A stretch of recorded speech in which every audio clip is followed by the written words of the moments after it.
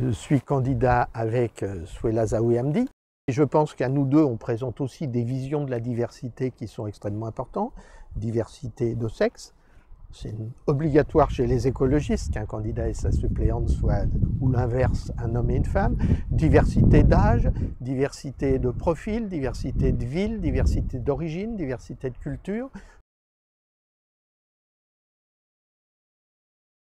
Christian Métairie, c'est mon plus proche. C'est le seul élu à qui j'ai confié toutes les responsabilités. Il a toutes les signatures, tous les engagements. On vient de visiter la Bièvre, c'est son dossier. La Maison des associations, c'est son dossier. Évidemment, les gens se disent, c'est le maire, c'est l'équipe municipale. En fait, Christian Métairie est un homme très travailleur, qui connaît tous les dossiers sur le bout des doigts et qui est un homme d'un grand sérieux. C'est un prof d'université, il a son métier, il fait de la politique comme tous les citoyens, en plus dans le souci de l'intérêt général.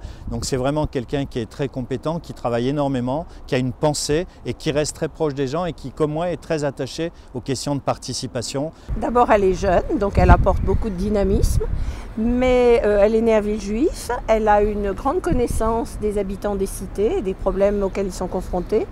Et là aussi, à ce titre, je pense qu'elle peut vraiment apporter des idées et puis des solutions. Moi, connaissant Christian, effectivement, l'ayant côtoyé dans beaucoup de combats pour l'eau, pour l'environnement, pour la Bièvre, j'ai envie de dire que c'est un homme pour qui les paroles se transforment très vite en actes. C'est un élu de terrain et par ailleurs, c'est un élu qui sait ce que c'est que la démocratie participative. Et lorsqu'il lance son slogan « Décidons ensemble », pour moi, ce n'est pas un vain mot. On a chassé Sarkozy, on respire beaucoup mieux depuis dimanche dernier. Mais on a élu un président de la République qui s'appelle François Hollande et qui dit « le changement c'est maintenant ». Bon, pour que le changement ça soit vraiment maintenant, il ne faut pas que l'écologie ça soit plus tard. Je pense que notre circonscription, dans laquelle il n'y a aucun risque que la droite puisse l'emporter, elle peut porter cette différence et cette diversité dans tous les sens du terme à l'Assemblée nationale. On a souvent une caricature de l'écologiste, des écologistes en leur disant, donnant l'impression qu'ils ne se déplacent qu'en vélo, qu'ils s'éclairent à la bougie, c'est ce qu'on nous dit. Non, c'est pas ça, on veut une écologie de progrès. Ce qu'il faut bien comprendre, c'est que c'est notre modèle de développement, notre mode de consommation qui doit changer. La façon de travailler, la façon de manger, la façon d'habiter, la façon de se déplacer.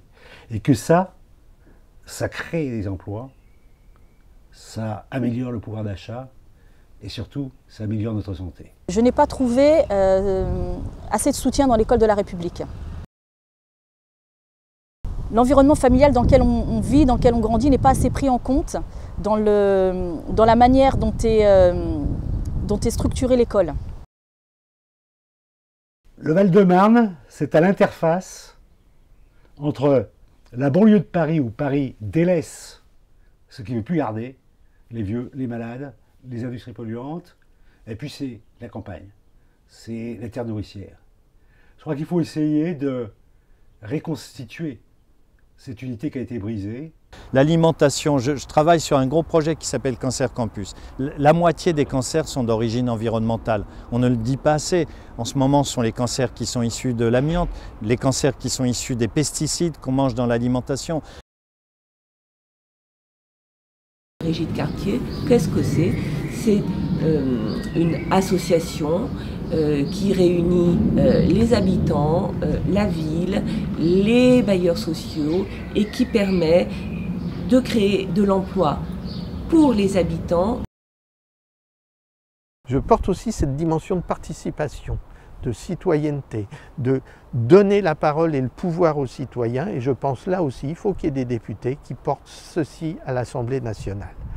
Je pense qu'il est important que dans l'élaboration des lois, les citoyens, les associations soient associés à cette élaboration. Je serai député de cette circonscription, c'est les engagements que nous avons pris avec Souheila.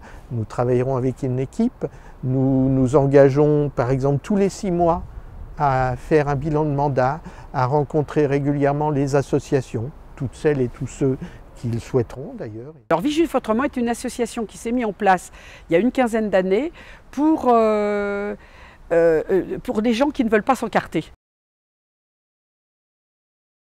c'est une association indépendante, politique mais indépendante. Alors Villejuif Autrement s'occupe vraiment spécialement de Villejuif. Alors les grands chantiers, c'est l'environnement, mais c'est tout ce qui concerne Villejuif.